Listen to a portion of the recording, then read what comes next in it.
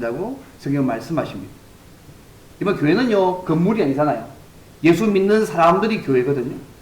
그 성도들이 모여서 교회를 이루고 조직 교회들이 세워져 있습니다. 그 조직 교회 하나가 저희 알라 하나 교회입니다. 그래서 하나님의 백성들이 함께 이곳에 모여서 예배하고 말씀을 듣고 가르치고 복음을 전파하는 사람들을 기도하는 생활을 하는 거죠. 그러면 제가 한 가지 질문하겠습니다.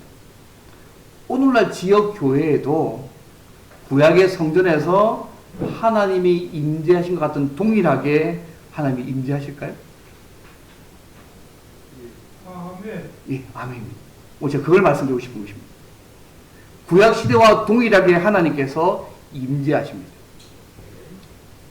예수님이 이렇게 말씀하시잖아요. 기억나세요? 교회 공동체 회원 가운데 어떤 사람이 죄를 범했을 때에 해결 방법에 대해서 어떻게 말하냐면 교회에 먼저 말하고 교회가 권고와도 듣지 않으면 이방인과 세리와 같이 여기라고 이렇게 마태복음 18장에 말씀하고 있거든요. 그러면서 교회에 대해서 말씀하기 이렇게 얘기합니다. 두세 사람이 내 이름으로 모인 곳에는 나도 그들 중에 있느니라. 권직에 대한 부분을 얘기하고 있긴 하지만요. 이것이 또 중요한 의미는 뭐냐면 성도들의 모임인 조직교회에도 구약의 성경과 같이 하나님이 임재하시기 때문에 동일한 권위를 가지고 있다는 말씀입니다. 이러면서 오늘 원래 조직교회 성도들이 모인 교회, 예수 믿는 사람들 우리가요, 교회도 하나님이 임재하십니다. 그래서 우리가 이 함께 모여 이것이요 보통 모임이 아닙니다. 세상의 모임과 좀 다릅니다, 여러분. 오늘날 성도들이 교회에 와서 예배드리고 함께 기도하면 하나님이 만나주시고 어떤 문제든지 해결해 줄 수 있습니다. 때로는 예배 가운데 그렇게 하시기도 하십니다. 때로는 이곳에 와서 기도할 때 하나님 그렇게 하시기도 하시고요. 때로는 찬양할 때 그렇게 하기도 하시고요. 하나님이 이 함께 모여서 예배드리고 모인 가운데 하나님이 임재하시는 애들을 경험하게 하신다는 것입니다. 바로 이런 이유 때문에 우리가요, 안락 하나라는 교회 이곳에 와서 우리 성도들과 함께, 가족들과 함께 예배하고 기도하고 찬양하고 함께 주 앞에 나아가는 것입니다. 우리가 주의 은혜를 바라보고 예배하고 기도할 때에 주의 말씀과 성령을 통하여서 역사하시고 그의 능력을 우리에게 나타내 보이십니다. 물론 우리가 개인적으로 어떤 곳에서요, 어떤 시간에 기도한다고 할지라도 하나님 우리의 기도를 들으시는 건 맞습니다. 하지만 교회 공동체 가족들이 함께 교회당에 모여서 합심하여 함께 예배드리며 기도할 때 더 큰 역사가 나타난 사실을 믿고 우리가 예배하고 기도하고 예배를 드리고 기도하기에 힘쓰는 자들이 될 필요가 있습니다. 하나님 우리 개인적인 기도 안 들으십니까? 들으십니다. 그렇지만 당신의 백성이 함께 모여서 함께 예배하고 기도할 때에 더 큰 역사가 더 나타난 분이 그 역사의 은혜였습니다. 그래서 성전에 들어간 자는요, 큰 복을 받은 자입니다. 이제 여러분 예배 드리고 있는 자체가 큰 복을 받은 지금 삶을 살고 있는 것입니다. 여러분 인정하십니까? 여러분 예배를 가볍게 생각하시면 안 됩니다. 그냥 주일이 되었으니까 오늘도 뭐 늘 가주듯이 한번 가주는 그 정도로 생각하시면 안 됩니다. 예배는요 하나님과의 만남이고요, 그분의 임재를 누리고 경험하고 그래서 우리의 모든 분이 해결할 수 있는 복된 시간이기 때문에 이 영광스러운 시간만큼 좋은 것이 없습니다. 그림 하나 더 보여주시겠습니까? 누군지 알겠습니까? 이 사람은 뭐 누구나 알려서 아시겠죠? 누굽니까? 갑자기 들어가시면 당황합니다. 예, 저는 됐습니다. 여기까지 보시면. 예, 누굽니까? 잘생겼습니까? 못되게 생겼습니까? 좀 약간 어떻게 생겼습니까? 개생게 생겼습니까? 뭐 그렇게 잘생긴 얼굴은 아닌가? 그냥 어쨌든 그죠? 삶에 많은 굴곡이 있는 얼굴 아닙니까? 그죠? 근데 이 미국 남북 전쟁 당시에 전투가 한창 치열할 때요, 에브람 링컨 대통령이요, 이 와중에도 주일이 되게 되면 한 번도 빠짐없이 교회에 나와서 하나님께 예배를 드렸답니다. 그래서 어느 날 주일 예배를 마치고 난 이후에요, 사회자가 뜻밖의 광고를 합니다. 여러분 앞으로 당분간 교회에서 드리는 예배를 중단하기로 했습니다. 지금 전쟁이 너무너무 치열합니다. 그래서 사상자도 많이 생기기 때문에 교회 건물을 개조해서 당분간 병원으로 만들어서 나라를 위해서 봉사하기로 했습니다. 그래서 전쟁이 끝날 때까지 각자 집에서 개인적으로 예배하며 신앙생활 하시기 바랍니다. 이렇게 얘기한 거예요. 이 소리를 런키가 깜짝 놀라면서 이렇게 일어나서 이렇게 말씀합니다. 절대 안 됩니다. 그것은 잘못된 생각입니다. 물론 전쟁이 치열한 건 사실이지만, 사상자가 많이 생겨도 사실이지만, 그렇다고 교회를 바꾸어서 병원으로 사용할 수는 없습니다. 우리는 나라가 어려울수록 더욱 간절히 하나님께 예배 드려야 합니다. 전적으로 하나님을 의지해야 됩니다. 이것이 아브라함 링컨이 가졌던 믿음이었습니다. 교회를 개조해서 병으로 쓰겠다는 계획은 취소됐습니다. 어쨌든 이렇게 해서 링컨이요, 전쟁 가운데서 하나님께 계속해서 예배를 했기 때문에 전쟁 결국 승리하잖아요. 물론 여러 이유가 있긴 하지만요. 어쨌든 그런 가운데 무엇보다 예배를 중요시했던 링컨의 그 믿음들을 저는 귀하게 보고 싶습니다. 어쨌든 하나님께서 그를요, 미국 사람들에게 가장 존경받는 대통령 중에 한 명으로, 가장 중요한 대통령으로 인정하게 만드시지 않습니다. 무엇이 더 중요한지를 그가 생각한 거 아니겠습니까? 사랑하는 성도 여러분, 누구 이런 얘기를 하더라고요. 어떤 분이 예배를 잘하는, 예배에서 말씀하시는 분이 토니 테이라는 목사님이 계시는데, 이분이 쓴 하나님 당신을 예배하면 책에 보면 그 이렇게 얘기합니다. 하나님의 임재 앞에 인생을 걸고 예배하십시오. 하나님의 임재하심이 당신의 인생을 바꾸십니다. 단 한 번의 예배도 소홀히 여기지 마십시오. 단 한 번의 찬양도 과소평가하지 마십시오. 당신이 될 수 있는 최고의 경배를 드리십시오. 예배와 경배에 온 마음을 드리고 하나님을 위한 꾸준한 사역에 망설임 없이 온 몸을 던지십시오. 기도할 때는 하나님만 원하고 갈망하십시오. 하나님이 응답이 올 때까지 찬양의 옷을 입고 기다리십시오.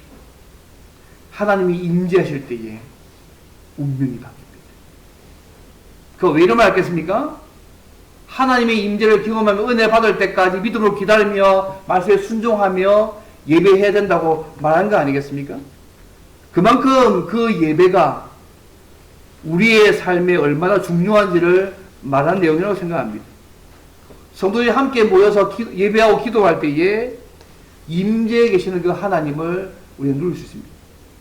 우리 시간에 하나님이 임재해 계십니다, 여러분.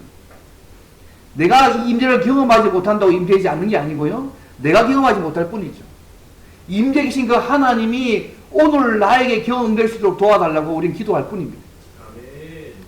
다른 성도 여러분, 우리가 혼자서 말씀 보고 기도하고 예배될 수 있습니다. 하지만 하나님의 성도들이 함께 모여서 합심하여 예배를 드리고 기도할 때에 더 큰 하나님의 역사와 은혜를 여러분 맛볼 수 있습니다. 그래서 이 예배가 결코 가볍지 않습니다, 여러분. 우리 2026년 새해에는요, 우리가 교회에 와서 성도들이 함께 예배 드리는 것 사모하며 기대하며 예배 드리시면 좋겠습니다. 그래서 토요일부터 좀 준비하십시오. 토요일날 주일날 내 삶을 자주해서 영향 미치는 것들 좀 조절하십시오. 좀 일찍 주무십시오. 적어도 이 시간 좀 일찍 오셔가지고 기도해 주시면 좋겠습니다. 예배를 위해서, 설교자를 위해서, 사회자를 위해서, 찬양하는 사람을 위해서, 예배에서 기도하셔서 하나님께서 역사에서 기도해 주시면 좋겠습니다. 그래서 우리가 가장 최고의 모습으로 그 하나님 앞에 예배를 드렸으면 좋겠습니다.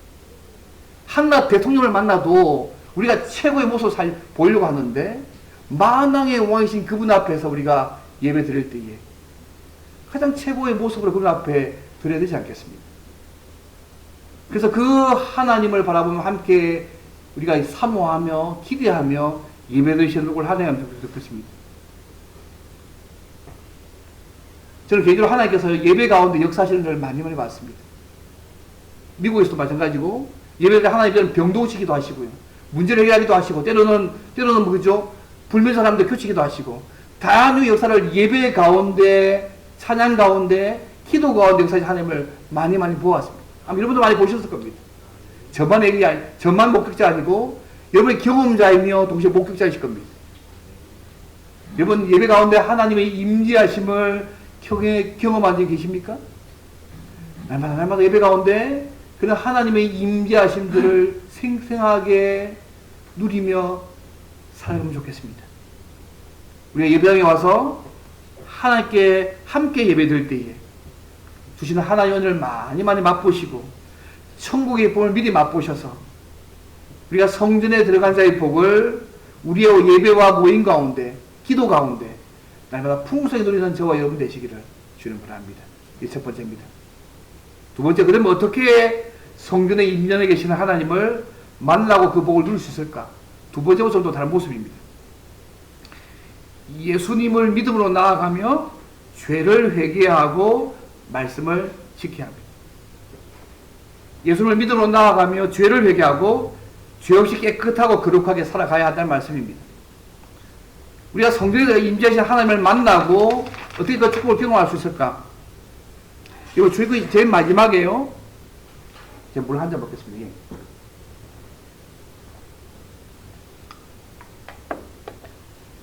하나님이 임재하신 성전에요, 하나님이 세우신 하나님의 종이 모세조차도 마음대로 들어가지 못했습니다.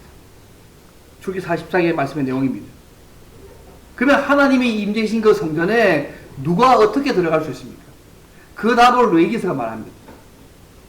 레위기서는 뭐냐면요, 성전에 임재하시는 하나님 앞에 나아갈 수 있는 세 가지 방법을 얘기합니다. 첫째 방법이 뭐냐면 제사제도입니다. 우리가 아는 번제, 소제, 화목제, 속건제, 속제, 이런 대속제라는 제사제도고요. 두 번째 모습은 뭐냐면 제사를 집행하는 대제사장이나 제사장의 중보 사역을 통해서 하나님께 나아갈 수 있습니다. 세 번째, 레위기서 그다음 후반부 중반의 모습입니다. 세 번째는 뭐냐면 당신의 백성들이 거룩한 삶을 통해서 나아갈 수 있습니다. 그래서 이 레위기서가 이 세 부분으로 다 나눠져 있습니다. 그래서 제사제도와 제사장의 중보 사역과 그 성도의 거룩한 삶을 통해 함께 나아갈 수 있음을 여기 전체가 사실 설명하고 있거든요. 근데 오늘 본문에 읽은 말씀은 뭐냐면 제사제도에 속해 있는 말씀입니다. 특히 제사제도 중에 속건제에 대해서 말하는 내용이 오늘 본문의 말씀입니다. 특히 하나님께서 왜 이러한 제사를 제정하셨을까? 그 목적이 뭐냐 하면요, 하나님이 계시는 성전에 들어와서 하나님을 만나서 교제하도록 하기 위해서입니다. 여러분, 하나님을 만날 때 제약이 하나 있잖아요. 그게 뭔지 아세요? 죄를 지은 사람은 그 성전에 들어갈 수 없습니다. 구약에는 바로 죽었습니다. 아시지 않습니까? 그죠? 죄를 지은 사람은 그 성전에 들어가서 하나님을 만날 수가 없었습니다. 그러면 모든 사람이 죄를 지었는데 어떻게 누가 성전에 들어갈 수 있겠습니까? 먼저 그 죄가 용서를 받아야 합니다. 인간이 죄를 용서받는 길은 뭐냐면 그 죄에 대해서 책임을 져야 하는 거잖아요. 대신 속죄하는 지역을 져야 되잖아요. 그래서 하나님께서 속죄제와 속건제를 제정하셨습니다. 이 속죄제와 속건제를 드리는 방법이 뭐냐면요, 소나 양이나 능력이 안 되면 비둘기를 드리거나 고온가로 한 에바를 드릴 수 있었습니다. 이 제물에 제사 드린 사람이 안수합니다. 그 제물과 자신을 동정시켜 가서 죄를 전가시키는 거죠. 안수하면 죄를 전가시켜가지고 죄상이 그 희생 제물을 죽여서 불에 태웁니다. 그래서 자기의 죄를 대신해서 동물이나 희생 제물을 드리는 것입니다. 그래서 죄가 용서받았다는 중요한 상징의 모습입니다. 그래서 오늘 본문에서 여러분 7절 보시면요, 레위기 6장 7절 보시면 이렇게 됩니다. 제사장은 여호와 앞에서 그를 위하여 속죄한 즉 그는 무슨 허물이든지 사함을 받으려고 말씀하고 있습니다. 죄가 용서함을 받아야 하나님이 임재해 계시는 성전에 들어가서 하나님을 만나고 그 하나님의 은혜와 능력을 경험하며 살 수 있습니다. 그래서 여기서 뭐냐면요, 레위기서에 5가지 제사가 있거든요. 번제와 소제와 화목제는요, 자원해서 드립니다. 더 큰 은혜를 누리려면 소위 옵션 같은 거죠. 드릴 수 있는데, 근데 중요한 건 뭐냐면 속죄제와 속건제는요, 의무적으로 해야 합니다. 왜냐하면 죄를 용서하지 않고서는 하나님의 성전에 들어갈 수 없기 때문에 속죄제와 속건제는 반드시 의무적으로 드리지 않으면 그 성전에 들어갈 수 없었습니다. 그러면 어떤 죄를 지었을 때 속건제를 드렸을까? 오늘 본문 보십시오. 속건제를 제목이 나와 있는데 오늘 본문을 보면 몇 가지 예반들을 말씀합니다. 특히 2절 보십시오. 누구든지 여호와께 신실하지 못하여서 범죄하되 곧 그게 뭐냐면 이웃이 맡긴 물건이나 전당물을 속이거나 도둑질 하거나 착취하고도 사실을 부인하거나 남의 잃은 물건을 죽고도 사실을 부인해서 거짓 맹세하는 등 사람이 이 모든 일 중에 하나라도 행하여 범죄하면 속건제사를 드려야 한다고 말씀하고 있습니다. 예를 들어 이런 죄를 지었으면 이 죄가 용서받지 않고서는 하나님께 나와서 하나님을 만나서 그분의 은혜와 축복을 누릴 수 없다고 말씀하고 있는 것입니다. 이 제목들 보시면 재미있는 게 뭐냐면 여호와께 신실하지 못하여 범죄하더라고 말씀하고 있습니다. 이 죄를 설명할 때 어떻게 표현하냐면 하나님께 신실하지 못한 행동으로 간주하고 있습니다. 지금 보시면 사람의 행동을 하는 거잖아요. 그런데 이것을 하나님께 신실하지 못해서 한 행동으로 그렇게 하나님이 간주하고 있음을 주의 볼 필요가 있습니다. 구체적 제목을 보시면요. 먼저 남의 재산권에 대한 문제를 지적합니다. 남의 물건이나 재산을 맡아서 보관하고 있거나 빼앗았거나 폭력과 협박과 거짓말로 소유하고 있지만 부인하면서 자기가 정당에 벌어서 재산을 소유했다고 주장하면 죄가 있다고 지금 말하고 있는 것입니다. 어떤 사람이 자기 소유를 잃어버렸는데요. 그것을 주요소사가 사용하고 있습니다. 근데 주인이 나타났습니다. 근데 죽은 것이 아니라 거짓말로 내 것이라고 주장하면 죄가 있기에 속건제를 드려야 한다고 지금 얘기하고 있는 것입니다.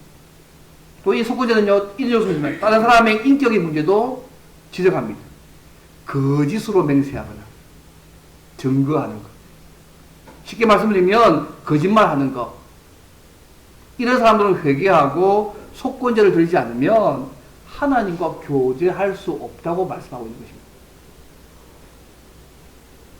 이것이 여기에서 제일 중요한 부분입니다. 여호와께 신실하지 못해서 이웃과 가진 관계에서 발생한 재산상의 문제에 대해서 사함을 받으려면 물건을 먼저 돌려보내고 5분의 1을 더하여 보낸 후에 소위 사개와 보상처럼요 속건제물로 수령을 가져가야 합니다. 5절부터 7절까지 말씀드리잖아요.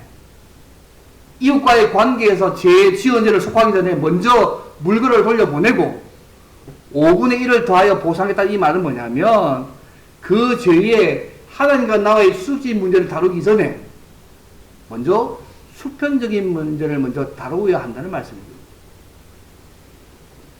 우리 각각은요 하나님과 나와의 관계 해결되면 끝이라고 생각합니다. 사람과의 문제의 부분에서 그는 괜찮다고 생각합니다. 다 덮으셔서 생각합니다. 그러니까 미련 같은 그런 영화가 나오는 거죠. 하나님께서 다 용서하시니까 다시는 용서할 필요도 없다고 그런 말 엉뚱한 소리를 하는 것이죠. 우리가 예수님께서 이루신 구원 사실을 믿는, 속죄를 믿는 동시에요 다른 사람에 대해서 저지한 죄를 고백할 때 그 사람에게 때로는 보상해야 합니다.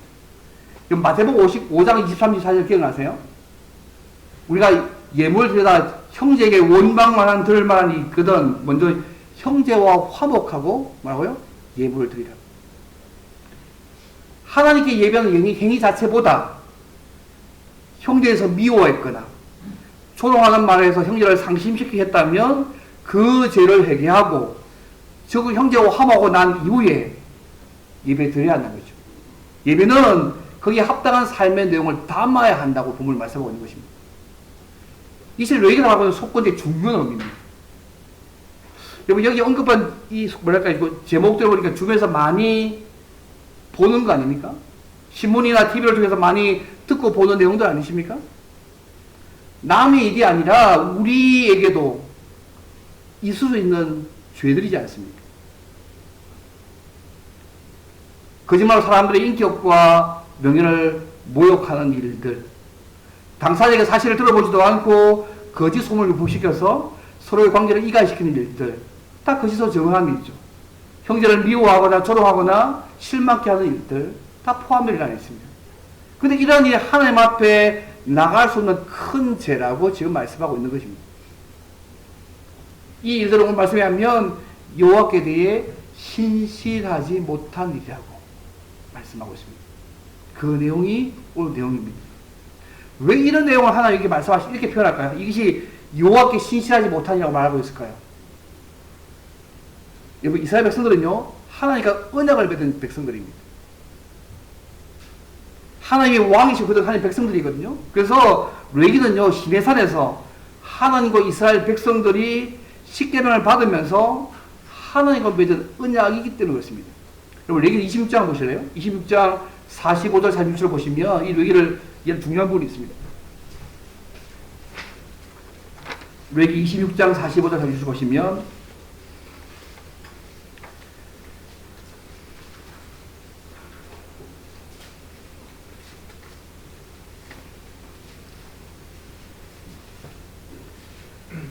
같이 하겠습니다. 시작. 내가 그들의 하나님이 되기 위하여 민족들이 보는 앞에서 애굽 땅으로부터 그들을 인도하여 낸 그들의 조상과의 언약을 그들을 위하여 기억하리라. 나는 여호와이니라. 이것은 여호와께서 시내산에서 자기와 이스라엘 자손 사이에 모세를 통해 세우신 규례와 법도와 율법이니라.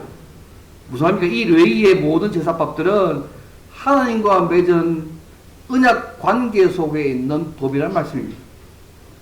당신의 백성들은 이 말씀대로 순종해야 되고 이와 같은 죄를 지으면 안 된다고 말씀하고 있는 것입니다. 왜냐하면 이것이 하나님과의 관계에 영향을 미치기 때문에 그렇습니다. 이러한 일을 하는 사람은 아무리 하나님 앞에 아무리 열심히 예배드리고 거룩한 자태를 가지고 앉아있다고 할지라도 위선이고 하나님이 가증스럽게 여기는 일이라고 말하는 맥락입니다. 오늘 보면 그렇습니다.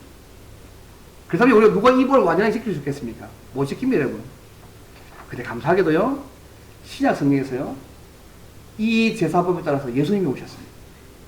우리가 받아야 할 그 죄값을 대신 지시고 십자가에 죽으셨습니다. 구약시대의 속죄제사나 속건제사를 드릴 때 자신의 죄를 전가시키되 죽었던 그 희생제물처럼 우리의 모든 죄를 주님이 담당하시고 십자가에 죽으셨습니다. 구약에서는 제사장의 중보사를 하나님 앞에 나가주셨지만 지금은요, 예수님이 친히 우리의 대제사장이 되어주셔서 하나님께 나가게 만들어주셨습니다. 누구든지 예수님 믿어서 그분과 연합해서 세례받으면 참된 신자들은 주님이 십자가에 죽으실 때에 우리가 제가 용서함 받고 새로운 존재 하나님의 자녀가 되었습니다. 맞습니까? 더 감사한 것은 그런 하나님의 자녀의 백성에 걸맞게 살도록 우리 안에 성령 하나님을 주셨습니다. 그래서 우리가요, 예수님을 믿음으로 교회 와서 예배하고 기도할 때에 하나님 만날 수 있고요, 하늘의 성소에 들어가서 하나님과 교제할 수 있는 것입니다. 그런데 이 말씀을 오해하지 않으시면 좋겠습니다. 내가 범죄하거나 하나님 앞에 신실하지 못한 자신의 행동을 정당화하는 수단으로 사용하시면 안 됩니다. 예수님이 구약의 희생제물로 십자가에 죽으셨기 때문에 더 이상 나는 자신 죄가 없고 죄도 지을 수 없다고 이렇게 말하면 안 됩니다. 이게 그 구원파입니다. 바옥서 그렇게 얘기합니다. 어떤 경우는 인간이 타있기 때문에 죄를 지을 수밖에 없는 존재이기 때문에 내가 하나님 앞에 죄를 범하거나 신실하지 못한 그 행동은 어쩔 수 없다고 변명하거나 정당화하는 수단으로 사용하자 합니다. 이건 불가능합니다. 왜냐면요, 궤변입니다. 왜냐하면 성령 하나님을 주셨기 때문에. 우리가 전적으로 타락했다 할지라도 구원받아 새 사람이 되었고 당신의 자녀가 되었고 그러한 삶을 살 수 있도록 성령 하나님이 주신 사실을 잊지 않으시면 좋겠습니다. 우리가 부족해서 넘어지는 게 아닙니다. 여러분. 하나님께 의지하지 않아서 넘어지는 것이지 부재 넘어지는 게 아닙니다. 오늘 우리는요, 하나님 말씀 순종할 수 있는 은혜를 다 받았습니다. 철저하게 하나님 의지하면, 그분이 도우시면 주신 말씀 순종할 수 있습니다. 그래서 우리가 구원받은 자로서 하나님께 나가 은혜 받기 위해서요, 성령 하나님 의지해서 끊임없이 기도해야 됩니다. 그리고 하나님 말씀을 지켜야 합니다. 뭐 구원받은 것이 저절로 하나님의 은혜를 경험할 수 있는 자동 보통이 아닙니다, 여러분. 내가 구원받았다고 그냥 은혜가 저절로 내 삶에 주어진 게 아니라는 얘기입니다. 그렇다면 하나님께서 자신에게 오는 제사제도 안 만드셨을 겁니다. 하나님이 이러한 제사 주신 이유가 뭐냐면 이러한 죄를 짓더라도 죄를 회개하고 하나님 앞에 나와서 구약시대 성전에 임재하시는 그 하나님, 그리고 현재는 교회 가운데 임재하시고 도우시는 하나님, 하늘 보좌에 앉아계시는 그 하나님을 만나 그 은혜를 누리고 우리의 삶을 거룩하게 하시고 세상의 빛과 소금의 삶을 살 수 있도록 하시는 부분이 그 하나님의 은혜입니다. 우리가 그 은혜를 받은 자입니다. 내가 우리의 과거, 현재, 미래 자가 용서받았지만 날마다 성령 하나님 의지해서 기도하며 우리의 죄를 회개하고 믿음으로 순종하며 앞에 나아가야 됩니다. 그리고 동시에 함께 예배드려야 합니다. 그때 하나님께서 우리의 삶 가운데 임재하실 것입니다. 왜 죄 때문에 지옥 가는 건 아닙니다, 여러분. 아시지 않습니까? 근데 이 죄가요, 예수 안에 주셨던 하나님의 은혜를 우리가 못 누리게 할 수도 있습니다. 그건 우리 죄가 큰 거예요, 아니겠습니까? 이미 예수에게 받은 그 은혜를 우리의 삶 가운데 당신의 자로 생생하게 못 누리게 만드는 것이 죄입니다. 그것이 예배 가운데도 우리의 삶 가운데도 동일하게 적용되어져 갑니다. 하나만 더 보여주십시오. 예. 이 사람 누군지 아시겠습니까? 저도 사진 알기 잘 모릅니다. 레오나르도 다빈치입니다. 유명한 화가가 되기를 원한 몇 명의 소년들이요, 이 레오나르도 다빈치를 방문했습니다. 그는요, 조용한 가운데 소위 예수님의 얼굴을 그리는 작업에 열중하고 있었습니다. 근데 한 소년이요, 화판 그 더미에 끌려 넘어지는 바람에 그 아이가 그림 그리는 이 작업에 방해를 받아서 기분이 막 확 상했습니다. 그 붓을 집어 던지고는 이 다빈치가요, 어쩌죠 몰라는 소년이 화를 내면서 심하게 꾸짖었습니다. 이 소년이 너무 충격받아 울면서 화실을 받고 뛰어나갔습니다. 이 다빈치가 다시 붓을 들고요, 예수님의 얼굴을 완성시켜 보려고 하는데 그림을 그릴 수가 없는 거예요. 그의 창조소가 영감이요, 화를 내고 난 이후에는 전혀 떠오르지 않는 거예요.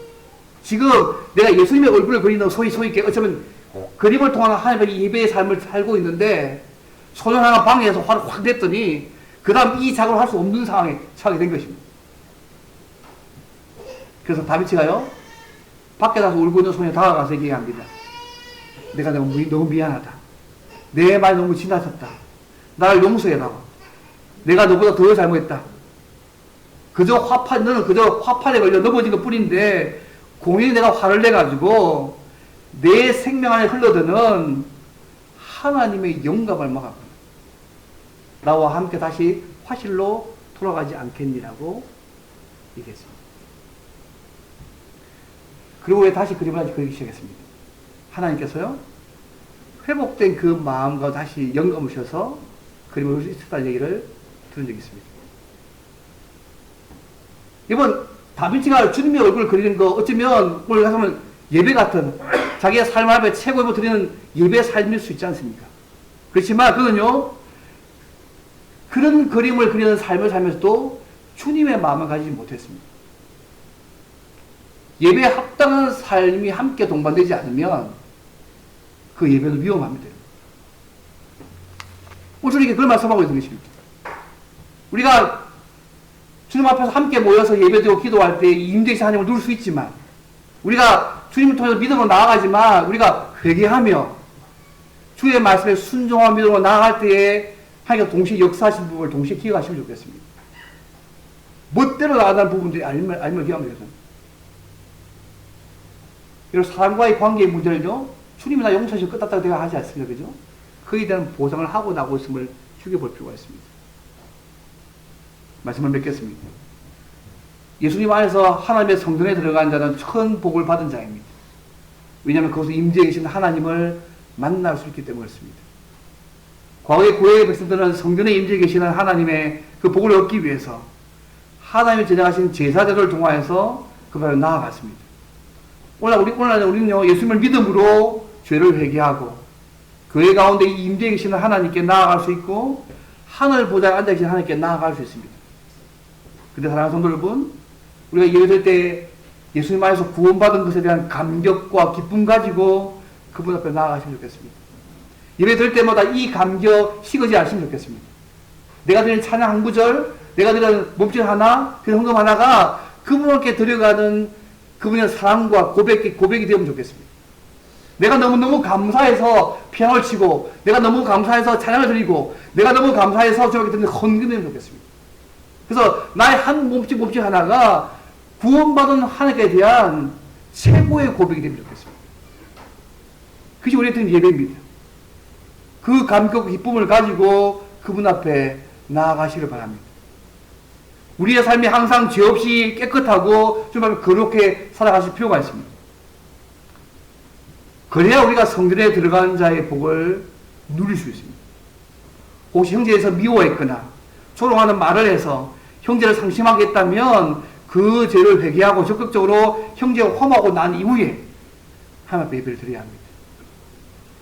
우리는 구원받은 자로서 하나님께 나아가 그 은혜를 누리기 위해서 예수 안에서 예배를 드리며 성령을 의지해서 끊임없이 주님 앞에 기도하며 하나님의 말씀을 지킴으로 하나님의 임재와 그분이 주신 복들을 우리의 삶 가운데 날마다 누려가는 저 여러분은 좋겠습니다. 이 예배가 복된 시간입니다. 이는 모두에게 아무리 주어진 게 아닙니다. 예수 믿는 자 밖에는 이 은혜를 누릴 수 없습니다. 성령 하나님을 의지해서 주님 앞에 최고의 모습 앞에 들어가셔서 매일매일 예배 가운데 우리의 삶의 예배 가운데서도 임재하시는 하나님, 은혜 베푸시는 하나님, 도우시는 하나님을 우리의 삶 가운데 풍성히 누리는 저와 여러분 되시기를 주 이름으로 바랍니다. 이제 함께 기도하면 좋겠습니다. 하나님, 예수 믿게 하셔서 감사합니다. 우리가 예배 가운데 하나님 앞에 내가 최고의 모습을 주님 앞에 드리게 도와주십시오. 그것이 찬양이 되든 다른 모습이 되든 주님 앞에 드리는 모습이 되고 사람이 아니라 하나님께 드리는 모습이 되어져서 그분이 주시는 그 은혜와 복을 우리의 삶 가운데 누리게 도와주십시오. 또 우리의 삶 가운데서도 하나님을 높이는 삶을 살아서 임재하시고 도우시는 하나님을 나만 누려가는 우리의 삶이 되도록 도와달라고 이제 함께 통성으로 기도하겠습니다.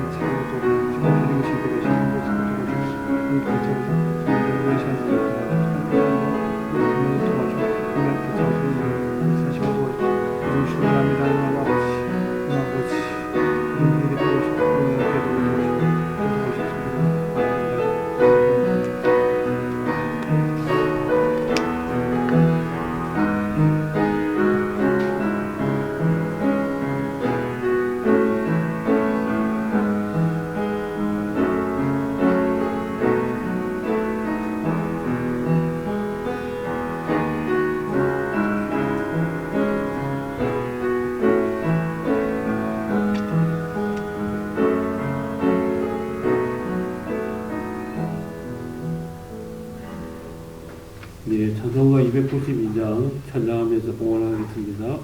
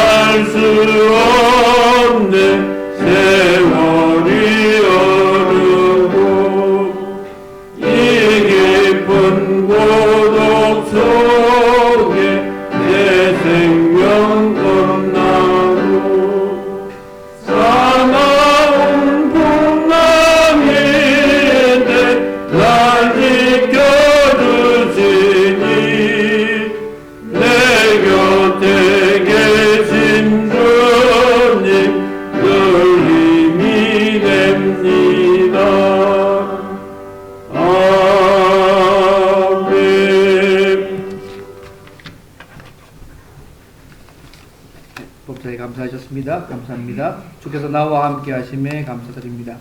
기도하겠습니다. 사랑의 하나님 아버지 감사합니다. 예수 믿게 하셔서 천국을 소망하며 살게 도와주시고 이 땅에서 하나님께 예배드리며 주님을 사랑하며 섬길 수 있는 기회 주셔서 감사합니다. 최선을 다해서 또 우리의 온 마음을 다해서 주님 사랑하며 섬겨가는 우리의 삶이 되게 도와주옵소서. 이 시간 11조로 감사헌금으로 또 주정을 주님 앞에 우리의 마음을 고백합니다. 이 드리는 마음처럼 우리의 삶 전체를 통하여서 삶을 높이고 예배하는 삶이 되도록 우리를 붙잡으시고 도와주시고 또 그런 삶을 살아가는 우리 모두에게 필요한 모든 은혜들을 영육간에 때 적절하게 풍성하게 우리의 삶 가운데 더하여 주옵소서. 주 예수 그리스도의 은혜와 하나님 아버지의 무한하신 사랑과 성령 하나님의 감동감화 충만케 하심과 함께 하심이 또 함께 모여서 예배하며 기도하며 주님 앞에 영광 돌리며 살 때에 하나님의 놀라운 임재하심을 날마다 누리며 살아가기 원하는 사랑하는 주의 백성들을 머리 위에 그 가정 위에 그 일터 위에 영원토록 함께 있을지어다. 아멘.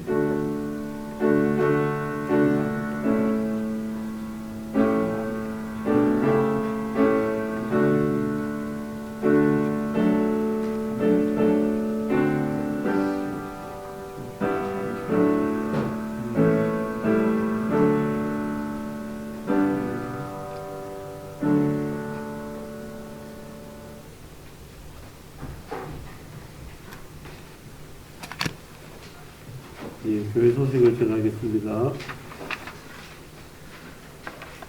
하나님께 오신 모든 분들을 주님의 이름으로 환영합니다. 하늘의 평강과 은혜가 가득 넘치시기를 축복합니다. 특별히 올해 들어서 처음 나오신 우리 문수만 집사님, 윤중화 성도님, 신민재 성도님, 이준기 성도 환영합니다. 또 2주 연속 나와주신 정경란 집사님 감사합니다. 한 해 동안 베풀어 가신 하나님의 사랑과 은혜를 생각하며 믿음으로 사시기를 바랍니다. 또한 우리 가정, 일터, 자녀들, 보신대학교와 신대와 보건병원, 선교사님들 나라를 위해 기도해 주시기 바랍니다. 오늘은 오후 예배가 없습니다. 교회 10주년 정교인 간담회를 가지려고 합니다. 오랜만에 가지는데요. 점심 식사는 앞에 있는 유린가든에서 식사를 하고요. 각자 차로 해운대 하부타운 1504호로 오시면 됩니다. 바쁘시면 식사만 하고 가셔도 되는데 가능하면 빠짐없이 다 참석하여서 교회 10년을 맞이한 여러 가지 이야기를 나누며 또 비전과 생각을 나누는 시간이 되면 좋겠습니다. 영육간에 아프신 분들과 여러 가지 이유로 교회를 못 드시는 분들을 위해 계속 기도해 주시기 바랍니다. 기부금 납입 증명서가 필요하신 분은 말씀해 주시면 기부금 납입 증명서를 발급해 드리겠습니다. 헌금하신 거에 대해서 세금해서 연말정산할 수 있습니다. 다음 주 오예배 기도를 박무현 수입사님, 자녀들을 위한 기도는 김윤성 권사님입니다. 주보 앞으로 한번 봐 주십시오. 맨 앞장을 보시면 올해 아마 목사님 제가 표 같습니다. 일어나라 빛을 발하라 하는 이런 말씀이 있고요. 밑에 이사야 60장 1절인데 한 목소리 읽겠습니다. 시작. 일어나라 빛을 발하라. 이는 내 빛이 이르렀고 여호와의 영광이 내 위에 임하였음이니라. 아멘. 주보 볼 때마다 한 번씩 읽어보시고 묵상하시면 좋겠습니다. 하나님의 부르신 파수 찬송하고 예배를 마치도록 하겠습니다.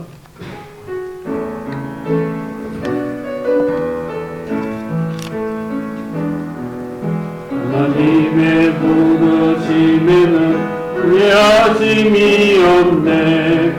내가 이 자리에 선 것도 주의 부르심이라. 하나님의 부르심에는 결코 실수가 없네. 나를 부르신 하나님의 신실하심을 믿네. 부르신 뜻 내 생각보다 크고 날 향한 게 나의 지혜로 측량 못하나 가장 좋은 길.